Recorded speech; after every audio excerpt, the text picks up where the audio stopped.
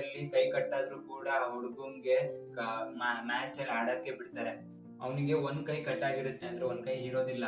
ಅವನಿಗೆ ಆದ್ರೂ ಕೂಡ 5 ತಿಂಗಳು ಟ್ರೈನಿಂಗ್ ಕೊಟ್ಟು ಅವನ್ನ ಸ್ಟೇಡಿಯಂಗೆ ಇಳಿಸ್ತಾರೆ. ಅವನು ತುಂಬಾ ಹೆದರ್ಕೊಂಡಿರ್ತಾನೆ. ಆದ್ರೂ ಕೂಡ ಅವನು ಹೊಡೆದಾಡ್ಬೇಕಾದ್ರೆ ಅಂದ್ರೆ ಕರಾಟೆ ಫೈಟ್ ಅಲ್ಲಿ ಒಂದೇ ಮೂವಿಗೆನೆ ಅಪೋನೆಂಟ್ ಬಿದ್ದೋಗ್ತಾನೆ. ಇನ್ನೊಂದ್ ರೌಂಡ್ ಅಲ್ಲಿ ಗ್ರೇಟ್ ಕರಾಟೆ ಕಿಂಗ್ ಕರ್ಸ್ಕೊಳ್ಳೋ ವ್ಯಕ್ತಿ ಬರ್ತಾನೆ. ಅವನು ಕೂಡ ಎಲ್ಲಾ ಹರ್ಡರ್ಸ್ ತಪ್ಪಿಸ್ಕೊಂಡು ಅವನು ಕೂಡ ಒಂದೇ ಕಿಕ್ಕಿಗೆ ಸೋಲಿಸ್ತಾನೆ. ಈ ಸತಿ ಫೈನಲ್ ರೌಂಡ್ ತುಂಬಾನೇ ಕಷ್ಟವಾಗಿತ್ತು. ಯಾಕಂದ್ರೆ 3 ಸತಿನೂ ಚಾಂಪಿಯನ್ ಆಗಿರೋ ವ್ಯಕ್ತಿ ಅವನ ಅಖಾಡಕ್ಕೆ ಬಂದಿದ್ದ. ಆದ್ರೂ ಈ ಸತಿನೂ ಆ ಹುಡುಗ ಒಂದೇ ಮೂವ್ಗೆ ಅವ್ರನ್ನ ಡಿಫೀಟ್ ಮಾಡ್ತಾನೆ.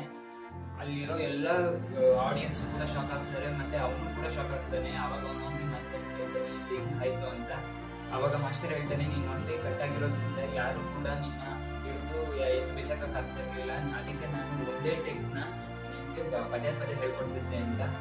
ಸೊ ನಿಮ್ಮ ವೀಕ್ನೆಸ್ ನ ನೀವು ನಿಮ್ಮ ಸ್ಟ್ರೆಂತ್ ಮಾಡ್ಕೊಳ್ಳಿ, ಮತ್ತೆ ಯಾವ್ದಾದ್ರು ಒಂದು ಥಿಂಗ್ ಮೇಲೆ ನೀವು ಫೋಕಸ್ ಮಾಡಿ. ಯಾರು ಕೂಡ ನಿಮ್ಮನ್ನ ಡಿಫೀಟ್ ಮಾಡೋಕ್ಕಾಗೋದಿಲ್ಲ.